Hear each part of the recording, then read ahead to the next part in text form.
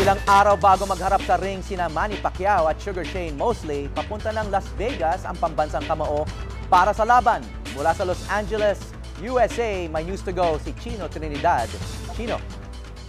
Yes, nasa kalagitnaan ko kami nitong freeway. Pasensya na ho kayo, naghahanap kami ng exit namin sapagkat natapos na po yung ensayo ni Manny Pacquiao at siya po ay tutulak na yung kanyang buong entourage ay tutulak na po papunta ng Las Vegas para doon ho, hindi lumaban muna, no? Meron po ilang araw para siya ho ay tapusin yung tatawag yung mga final touches sa kanya pong paghahanda dito sa laban niya, nalalapit niya na laban kontra kay Sugar Shane Mosley.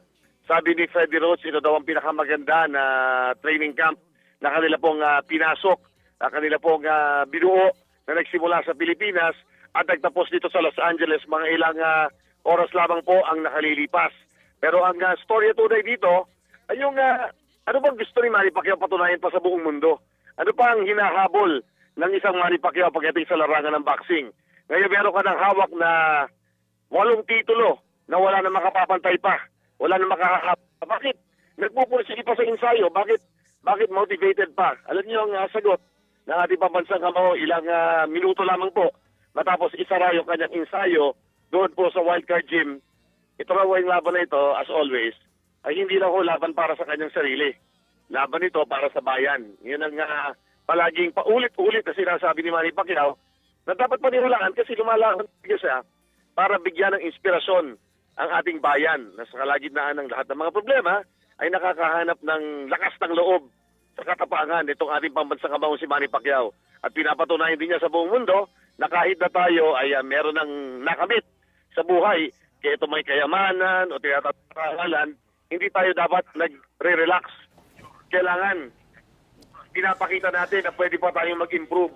I think yun yung storya dito pong napakagandang ensayo ni Manny Pacquiao. Itong biyahe na ito na nagsimula kanina mga alas 5:30 sa oras ng dito pong Los Angeles ay magtatapos naman sa siguro arrival natin doon sa lugar ng Las Chino? Vegas ay sa mga oras ng alas 10. Chino, pwede magtanong? Yes?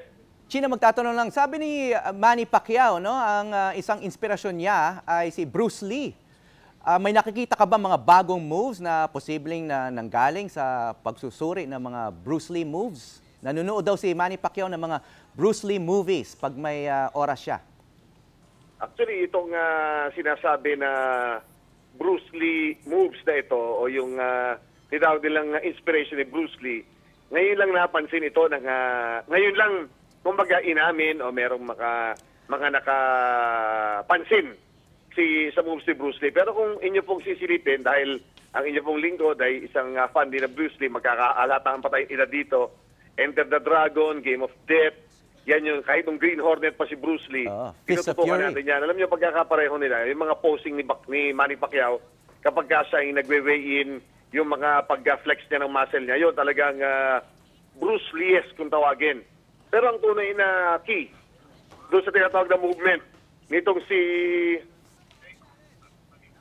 yung movement ni Manny Pacquiao ay yung sinasabi na yung snap ng punches niya, yung snap ng kanyang mga sipa na sinasabing nakapagbibigay ng advantage dito kay Manny Pacquiao. Ayan, na-miss tuloy namin yung exit namin sa pagre-report. Ibali, ikot na lang kung kami.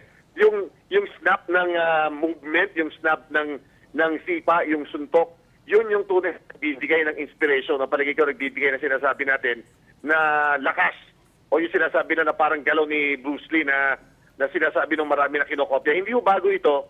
Matagal na ni-refine ni Manny Pacquiao, in-apply niya sa kanyang art ng boxing.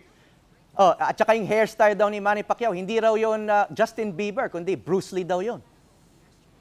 Oo, palagay ko naman yung style na nakikita natin kay yung hairstyle ni Bruce Lee yung inabot. Hindi ko alam kasi kung palagi ko kilala ni Manny Pacquiao si Justin Bieber dahil pinanonood ng mga anak niya, pero yung style na yun talagang parang drawing inspiration or paying tribute to another great Asian na si Bruce Lee.